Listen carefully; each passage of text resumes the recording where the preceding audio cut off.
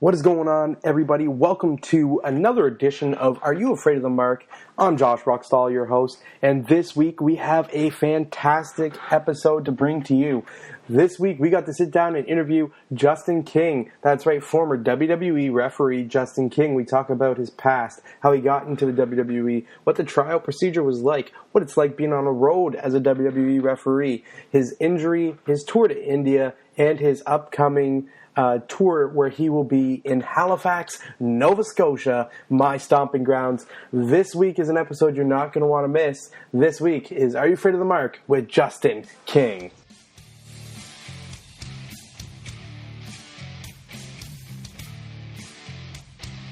It is now time for the www.bookprowrestlers.com interview. BookProWrestlers.com, a professional licensed company that has been assisting professional wrestlers with their booking and helping promoters of all types book quality, dependable wrestling talent for wrestling events, personal appearances, seminars, clinics, and autograph sessions. www.bookprowrestlers.com. Welcome, ladies and gentlemen, to Are You Afraid of the Mark? I'm Josh Rockstall, and today we are joined by Justin King, former WWE referee. Justin, welcome to the podcast. Thank you very much for having me. I appreciate it. Justin, so how do you get your start in the business as a referee and progress to the WWE? Like, I'm guessing the projection rate isn't the same as a wrestler, is it? For me, it was. I got lucky. I met Chad Patton and Jack Doan in 2000 and I want to say early 2000s or late 90s, excuse me, I would say. I met him when I was like 12, so that would have been late 90s. And I used to go to Peoria, Illinois Civic Center every time WWF at that time was there. And after I met them, I always knew I wanted to be a referee. And, I got my start in the business in 2006 with my identical twin brother. And we were doing the good twin, bad twin gimmick.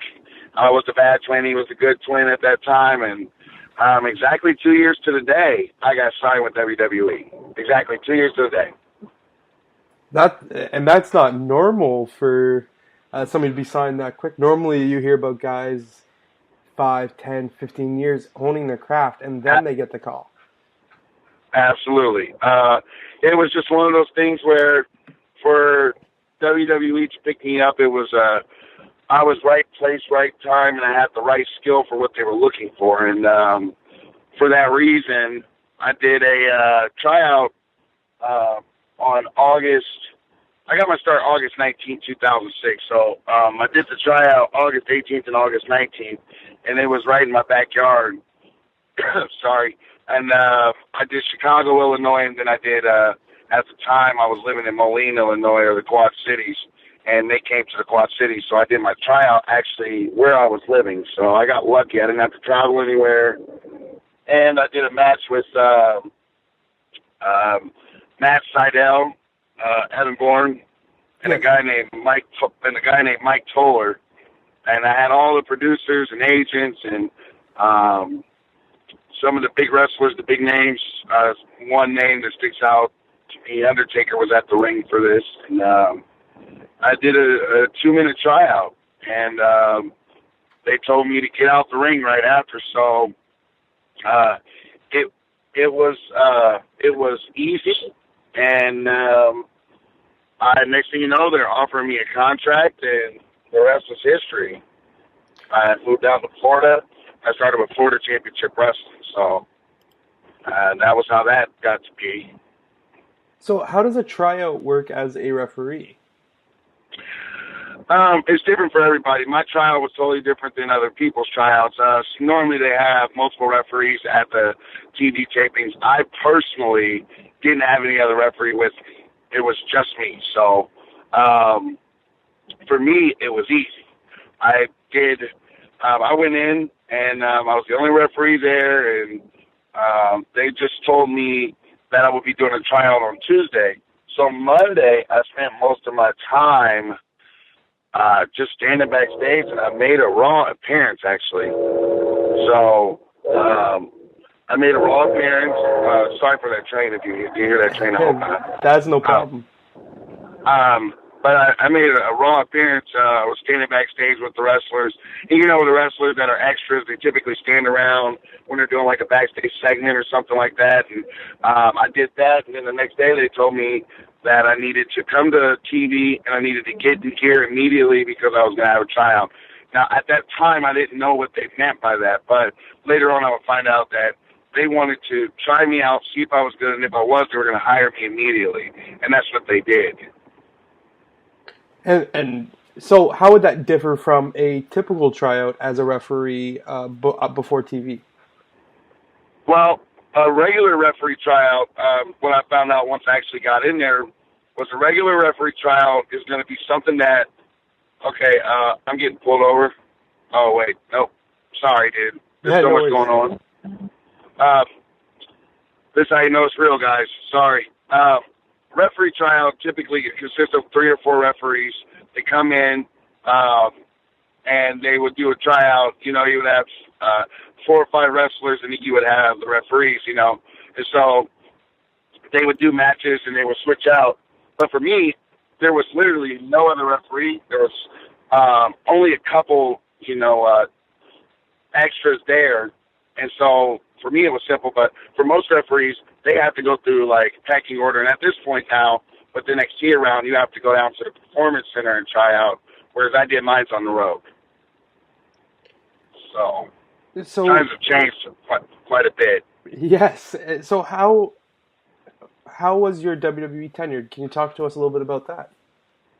Sure. I went down to FCW in 2008, October, and in the beginning was really tough to adjust just because they don't tell you what you need to do. You kind of just have to work your way into knowing what to do. So in the beginning it was tough, but once I kind of got the gist of things, it took me about 8 months, and then I went from FCW straight to WWE, and I was there every single week for 6 straight months.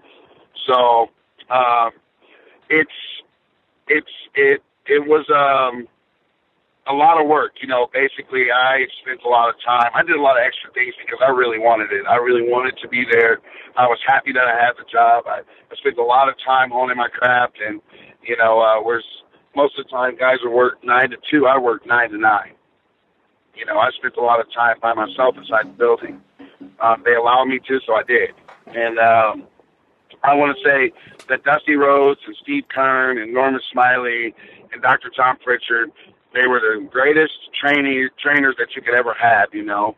And it was an amazing time. Once I got up to WWE, they treated me as if I was there forever, you know, and they never once treated me as if I was an outsider or something like that. And I really, really, really want to say thank you to all those people who believed in me, because when I got up to WWE, I was ready. You know, my first match was terrible, but with that being said, everybody's first match, you got the jitters and the nerves and things like that. But over time, I ended up going 2 WrestleManias, and I ended up, you know, being a part of some really big matches. So I was grateful and lucky to be in that position. My career, however, did slow down in 2010. I had a very bad accident. Everyone knows about it. I broke my foot off my leg in 2010. And is that when your time from TV went away, or? It went away it only went away for 6 months. I was right back at it, but the problem is I didn't have enough time to recuperate, and, you know, they were asking me to come back. I was rushing to get back. I wanted to be there just as bad as they wanted me there, and I ended up working all the way up until 2013, but I had several surgeries, and, you know, I had several things that I had to get, you know, fixed for myself, you know, before I could actually be healthy again. And I didn't know that at the time. I was way too involved with trying to be there, you know. And so, you know, you don't think about those things when you want to get back to something that you love doing. And it finally got to a point where I just was not able to do it for a while. And I did take, I was done December 2013, and I didn't work again. I actually took off time until July of 2015. So going back, do you feel if you would have taken the proper time, you would be still in the WWE? I think, yeah, I think if I had done things the correct way, I think that I'd still be there. I treasured every moment there, so I always go above and beyond. And I don't know. I'll say this: any guys that work with me, any wrestlers that work with me, any promoter that works with me, and I'm sure Brody will tell you this. I'm sure Mike will tell you this. I work so hard to make sure backstage and in the ring, everything goes the way it's supposed to go. I put 100% into it, and I'm not just talking about count 1, 2, 3. It's so much more. There's the backstage part of it. I'm no agent, but I definitely make sure that the talent, these people know what they're getting themselves into with me. You know what I mean? I don't want people to think that I'm just there to count 1, 2, 3. And that's what it was for WWE. If I had it done it right, I just took the time and said, okay, I'll sit back and I'll recuperate for a year or two, then I'll be fine. But I couldn't think like that. I had too much on my plate, for me, not from them, for me, what I expected of myself. I was too hard on myself. So do you foresee maybe a return to the WWE in the future? Has that been something that you talked about, or?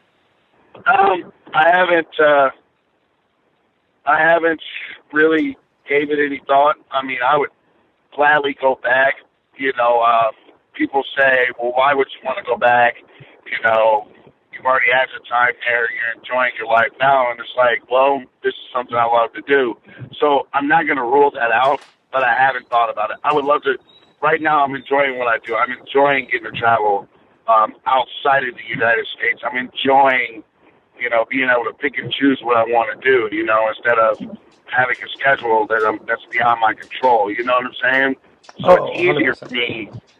It's easier for me right now to do what I'm doing. I have a great restaurant that I'm a manager at, but they allow me to do my wrestling as well, and I'm just really living life right now. I'm in a good place. So, I don't know. I'm not ruling it out, but I haven't really given it any thought. So we'll get back to your WWE time at the end. I have a few questions from some viewers here. Before that, we get to that, I just want to know about what you've been doing as of lately. I know you know Brody Steel very well. You just spent some time in India with him. Can you tell us a little bit about that? As from what I hear, those shows were the biggest shows that wrestling scene in India. I want to tell you that those are some of the biggest shows that you're going to see anywhere. It was like 20-something thousand the first night, 50 to 60,000 the second night, and the third night, even with pouring rain, we still had over 10,000 people sitting there watching and admiring. And I want to tell you, for those people who don't believe in Brody Steel, this man, I've never met him before in my life until I went to India. I didn't know who he was. He didn't know who I was. We didn't know each other. But the amount of respect that I have gained for this man, and Mike Hughes, because both of them were class acts. They were over-the-top class acts, you know what I mean? And Brody leads by example. So this man took a heel roll and embellished it so good that they had a protest against him. And we had stones thrown at us. And I was the only referee that went. So while we walk into the back, we get these stones thrown at us, That lets you know that Brody did his job so well, and Kyle Lee did his job so well. And I don't put too much credit on myself, but you got to have a referee that understands what's going on, that makes that story what it is. Those counts they've got to be there. And being there with Brody, he changed my life. And I say that because I've never had a ring set like that I've been able to work with. So I actually truly had my first quote unquote WrestleMania moment in India. And I'm a ref as well, and one of my first matches I ref Brody Steel match And at first, it is the most intimidating thing in the world if you've met the man, but not got the chance to fully talk to him about the business or talk to Peter Smith, the man who is Brody Steel. Sure. And I'll say this about, yeah. I'm sorry to cut you off. Oh, no, go ahead. Peter, when I first met him, I didn't know his name was Peter. I thought his real name was Brody because I had never met him. But when you first meet this guy, his presence is so intimidating. And you don't want to make any mistakes. You don't want to do anything bad. You don't want to say anything wrong. But you realize if you do your job the way you're supposed to do your job, this man will treat you like $1 million, period. And what I did was I took all 17 of these people that we had there, okay, and I made sure that they had the best of everything, whatever they needed, you know, inside the ring and outside the ring.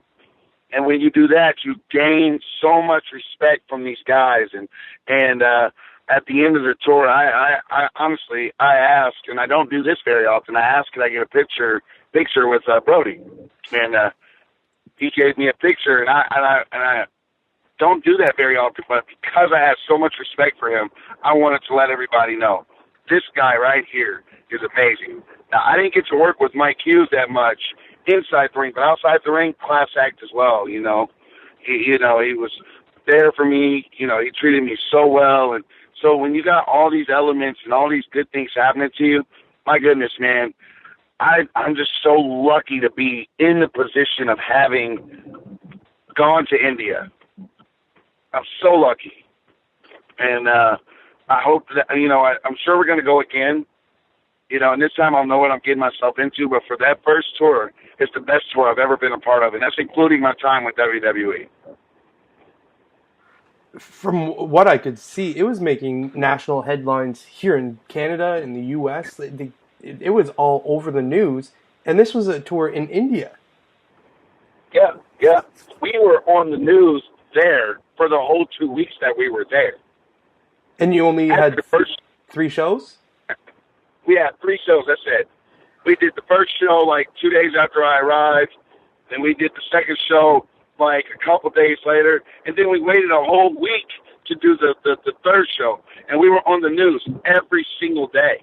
Every day. We were in the newspaper. We were on the TV. They were showing what Brody had done to Khali the first night. And then after Khali got the return and got his revenge, and they showed all of that. There was so much that was going on, and it was amazing to see that. Back home, people were asking me, are you okay? Because they knew they were hearing about these situations going on in India, and they thought back home that it was real. So how believable Brody made this and Khali made this, the amount of heat that Brody had, I mean, it's like I've never seen before, honestly. So you had personal bodyguards down there as well. I saw pictures of Mike and Brody and yourself with bodyguards around you. Was that a necessity? Did they actually fear that you guys were going to need those? Yeah, we needed to have those, especially Brody, because of the role he was dealt. He was the most hated man in India. Okay, and he needed to have security with us because the fans of India don't realize that it's a show. They're not looking at it from that angle. They're looking at it from, okay, Khali's hurt, we're mad, this is what we're going to do, you know? So it's difficult for them to rationalize what's real and what's not real. They don't know any different because a lot of people over there don't have TV. They know that Khali was going to be there. They were excited to see Khali. They had never met Brody Steel, but these interviews that he had, like all of our press conferences and everything that we did, Brody made it so real, you know what I mean, that we had to have that security at all times. I had the privilege of talking to Brody upon his return, and he was just saying that the atmosphere was the best wrestling atmosphere he'd ever been a part of. And from the pictures and the video, I can see why he says that. It was absolutely chilling. The chills that I got down my spine every single time that I went out there. I mean, for every match, let's not just concentrate on Kali and Brody. We're talking about TNA's, at the time, TNA's Crimson. We had, Supermex was there, Hernandez. We had Justin, Brian Cage. We had, the newest Impact, now the newest Impact, Knockout. Chelsea Green was there.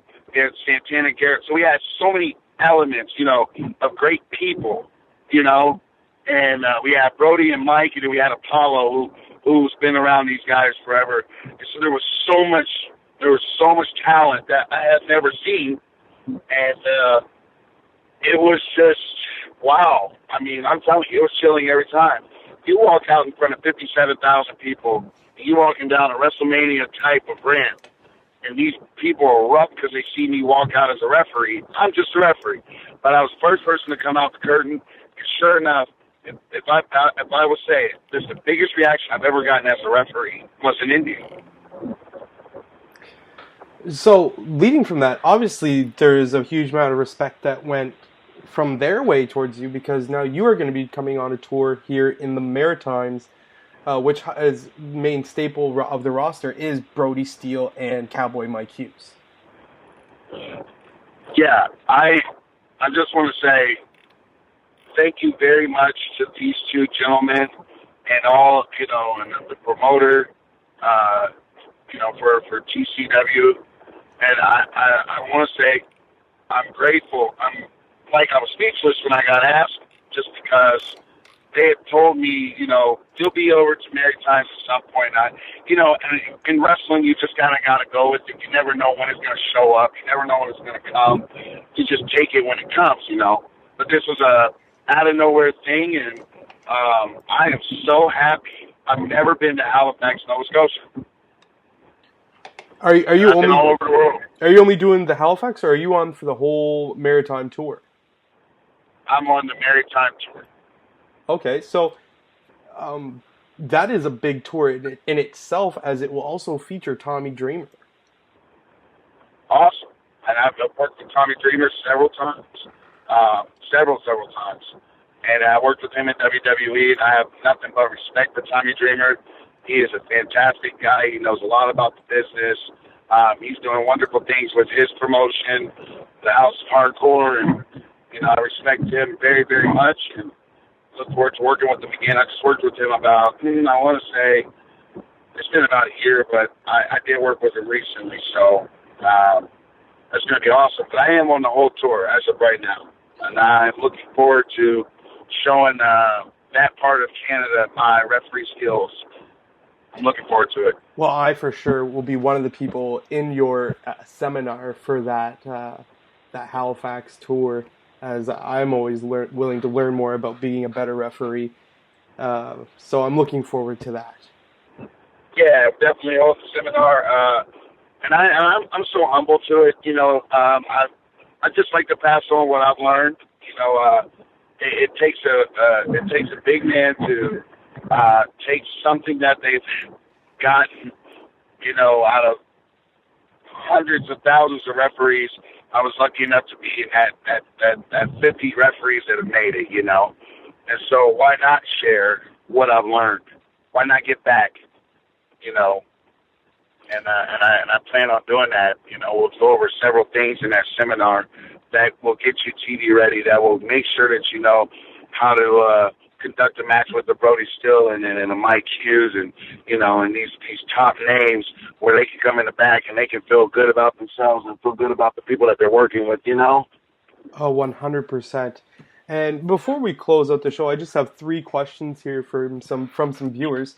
First one being, how big of an adjustment is it going from just refereeing a match to having the the producers in your ear in the earpiece, as well as having to do everything else you do to get the match over? I think, well, when you go to the training facility, they work with you on that every show. So every live NXT event or every show that they do at the arena or anything like that, they're training you to get to that point to being ready for WWE. So when you get out there, that's the easy part.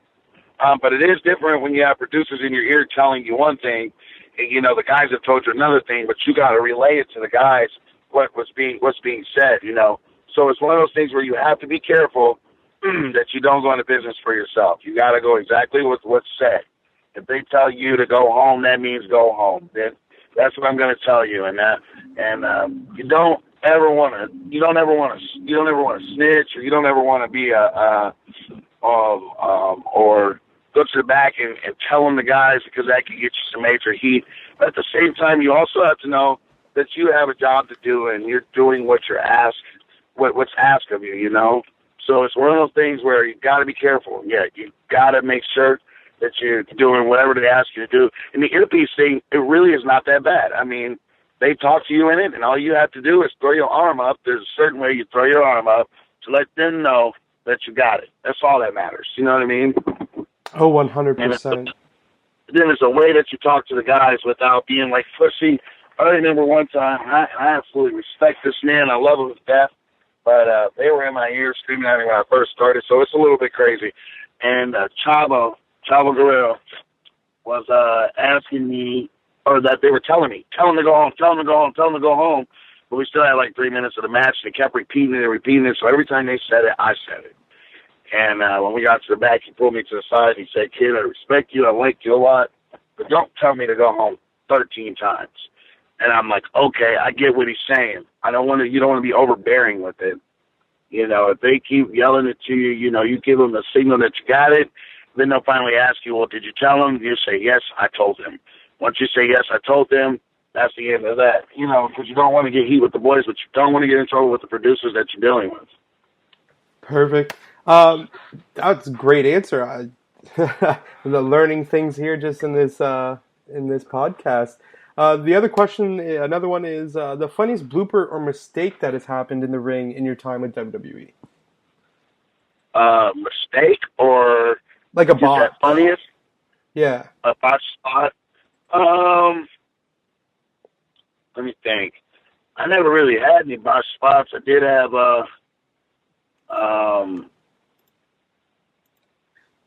I'm trying to think of any because I always have to divas, so, you know, things are kind of just, you just go off and do what you gotta do, you know, but, I got a good story.